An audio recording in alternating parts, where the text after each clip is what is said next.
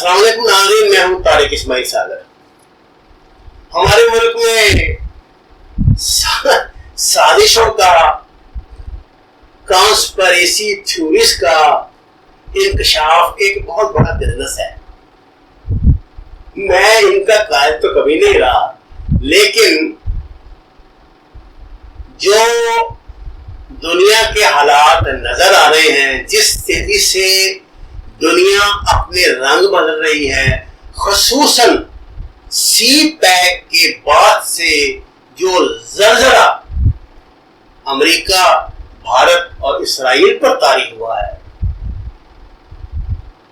اس کے بعد کی جو پولیٹیکل سچویشن بنی ہے، کچھ اس کے حوالے سے عرض کرتا ہوں، کیونکہ کشمیر کی موجودہ جو صورتحال ہے وہ بھی اس گھنونے منصوبے ہی کا ایک پہلو ہے۔ جی ناظرین، آج 15 ستمبر ہے اور آپ کو اس بات کا پتہ ہے کہ آج سعودی عرب کی خصوصی درخواست پہ OIC ممالک کے وزرائے خارجہ کا ایک اہم اجلاس جدہ میں ہو رہا ہے۔ کیونکہ اسرائیل نے وادی اردن پہ باقاعدہ قبضے کا اعلان کر دیا ہے، اور نیتن یاہو نے کہا تھا کہ اگر وہ دوبارہ منتخب ہو کر آیا تو وہ اسرائیل کا وہ منصوبہ پورا کرے گا جو کہ اس کی سرحدیں مدینہ اور مکہ تک خاک میں بدن لے کر جاتا ہے۔ ناظرین کرام، ابھی آپ نے دیکھا کہ طالبان اور امریکہ کے مذاکرات چل رہے تھے۔ ہم یہ کہہ رہے تھے کہ جس میں پاکستان میں کردار ادا کرنا ہے، اور جناب یہ ہو جائے گا، وہ ہو جائے گا، بڑی بڑی اس طرح کی رائے ہم قائم کر رہے تھے۔ ہوا کیا؟ اچانک مذاکرات ختم کرنے کا اعلان ہو گیا ٹرمپ کی طرف سے۔ کیوں جی؟ اس کی وجہ یہ ہے، امریکہ نے طالبان کی ہر شرط قبول کی تھی، ان کو حکومت دینے کا اعلان کیا تھا، ان کو اقتصادی امداد دینے کا اعلان کیا تھا، لیکن مشروط تھا اس سے کہ آپ نے پاکستان، روس، چین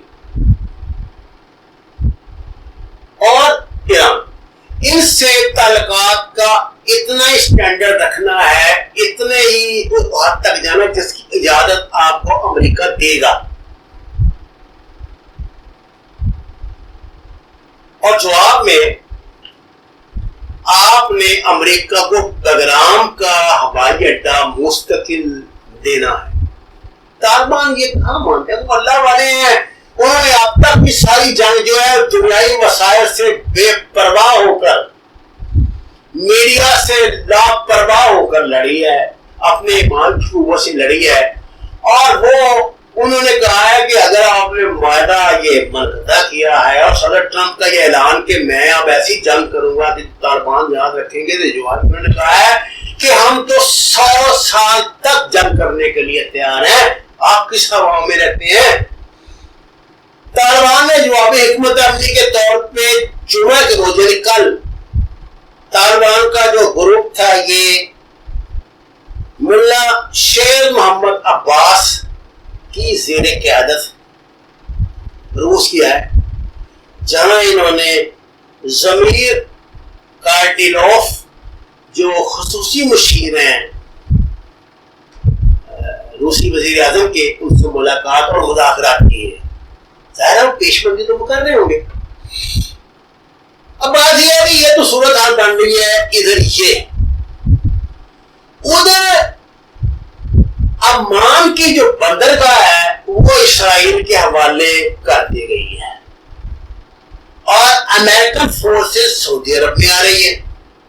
یہ ادھر دیکھیے نا، یہ کیا نقشہ، یہ دو ہی ملک ہے سعودی عرب اور عمان، جن کی جو سمندری راستے میں جو پاکستان کا سمندر ہے، بحیرہ عرب ہے جو، اور بحیرہ ہند ہے، اس میں آ کر گرتا ہے، یہی وہ راستہ ہے جس سے یہ تجارت گزرتی ہے ساری جو ہماری گوادر والی ہے۔ اب انہوں نے تو یہ راستے بلاک کرنے کا بندوبست کر لیا ہے، اور اس میں اہم کردار انہوں نے دیا ہے بھارت کو. یعنی اس کے ایک تین فریق کون سے بن گئے؟ امریکہ جو سعودی عرب میں فورسز لا رہا ہے، عمان پہ اسرائیل کی بندرگاہ اسرائیل کو چھوڑ دی، اور انڈیا کو یہ کہا ہے انہوں نے کہ تم اب تگڑے ہو جاؤ. اور انڈیا نے وہ تو آپ کو پتا بڑھیا کا بیٹا تو کچھ دیکھ کر ہی گرتا ہے نا، ایسے تو گرتا ہی نہیں ہے. انہوں نے انڈیا میں ان سے یہ کشمیر والا جو سلسلہ تھا یہ مانگا، جس کو اجازت مل گئی. اور آج جو کچھ کشمیر میں انہوں نے پچھلے کیا یہ کر رہے ہیں، اس سب پہ آپ کو پتا ہے زبانی کلام تو ساری دنیا جو مرضی کہتی رہے، ہم روزانہ کرتے جلوس نکال رہے ہیں، پوری دنیا کے گزرائے خارجہ سے مل رہے ہیں، جناب سلامتی کونسل، UN، OIC سب قراردادیں پاس ہو رہی ہیں. اگر کوئی بندہ یہ بات کہتا ہے نا کہ مسئلہ کشمیر پہ پاکستانی حکومت کام نہیں کرے گی تو وہ پھر بد دیانتی سے کہتے ہیں.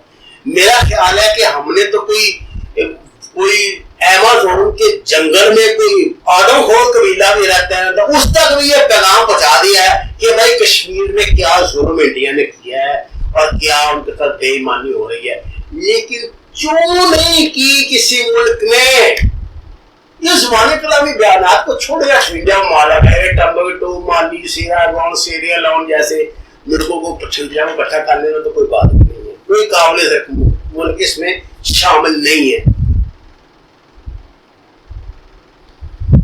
اچھا جناب، اب امریکہ کا منصوبہ کیا ہے؟ پہلے تو امریکن ہمیں کہتے رہے کہ جی آپ یہ سی پیک والا ٹنٹا ختم کریں اور ہم آپ کو یہ دیتے ہیں وہ دیتے ہیں. یہ پریشر بہت تھا اور نو ڈاؤٹ یہ پریشر نواز شریف حکومت کے بھی تھا، لیکن انہوں نے اپنی چلاکی سے، اپنی سفارتکاری سے، جو بھی آپ کہیں وہ کرپٹ تھے، چور تھے، ڈاکو تھے، انہوں نے سی پیک کو پاکستان آرمی کی مدد سے ایک سپیڈ سے چلتے رہے تھے. ناظرین اب وہ سپیڈ رک گئی ہے، بہت بڑا کرائسس ہم نے پیدا کر دیا ہے. مجھے نہیں لگتا کہ آپ دعویٰ جو مرضی کرتے رہے گئے، جو رفتار کام کی چل رہی ہے اس پہ سی پیک پہ، اس پہ چائنا ہم سے خوش ہوگا. امریکہ کا منصوبہ یہ ہے کہ جی طالبان سے ادھر بگرام میں اڈا لے اور ادھر جو اس نے کشمیر کا تماشا لگوایا اور لداخ میں اپنا اڈا قائم کرنے کے لیے لگوایا تاکہ چین کے ساتھ پہ بیٹھے. آپ دیکھ لیں ادھر افغانستان میں اور ادھر لداخ میں اگر امریکہ اڈے ہوں گے، عمان کی بندرگاہ پہ اسرائیل بیٹھا ہوگا تو یہ تو لینڈ لاک کر دیں گے اس پورے ایریا کو. اور کیا راستہ ملے گا جی؟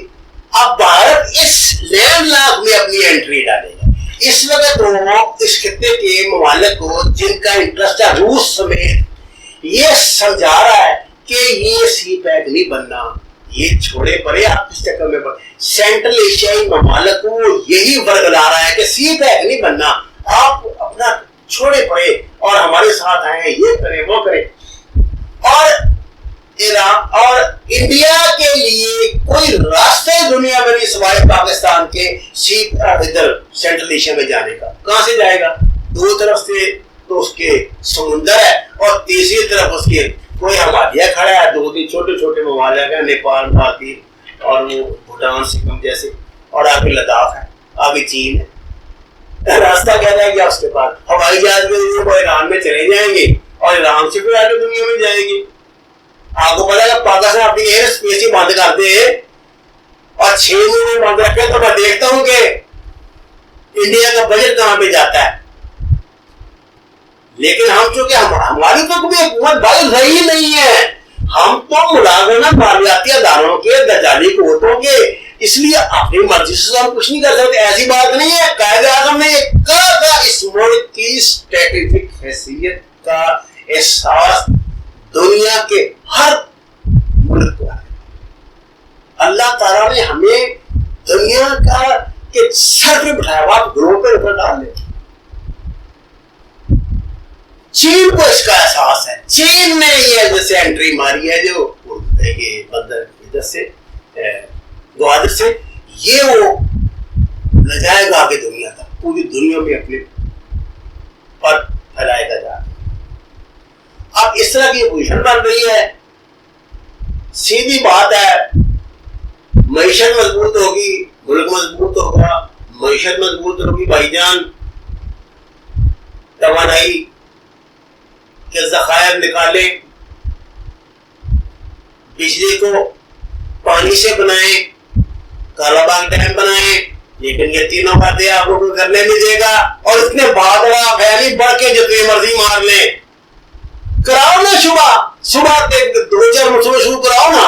मुझे कोई सिंध का ये दर्जनों मैंने ये मुताक़रे मुबास सुने हैं, आप यकीन कीजिए ना तो सुबह सड़क का अक्लमंद आदमी कालाबाग डैम के खिलाफ है, ना सिंध का है, ना बलूचिस्तान का है, ना पंजाब का। पंजाब का तो है ही मनसूबा, ये सारा पखान कर। और आपको पता है कि रा ने एक बहुत बड़ा फंड सिर्फ कालाबाग को रोकने के लिए रखा हुआ है, जो हर महीने कितने अरब रुपया इस सिलसिले में खर्च करते हैं। ये है नाज़रीन वो हालात। इनमें जरूरत इस बात की है कि हमारी क़यादत जुर्रत ईमानी से काम ले। दुनिया के जो नाजायज मुतालबात हैं, चाहे वो फैटफ है चाहे कोई और है, कोई हम मरते नहीं है उसके बगैर। अपने पे एतमाद करें, अल्लाह ने आपको रोटी पानी ये दोनों चीजें वाफर मकदार में दी, आप भूखे नहीं मरते, या इंशाअल्लाह कभी कैद नहीं होगा। मजबूत फौज है आपके पास और कमिटमेंट वाली फौज है और कन्विक्शन वाले पाकिस्तानी अवाम है, इन पे भरोसा करें। अगर ये आपने बादशाह गणों के पर ही भरोसा करना है, उन्हीं की तरह मुंह उठा के देखना है, और फिर आपकी मर्जी व मा अलैना इल्ला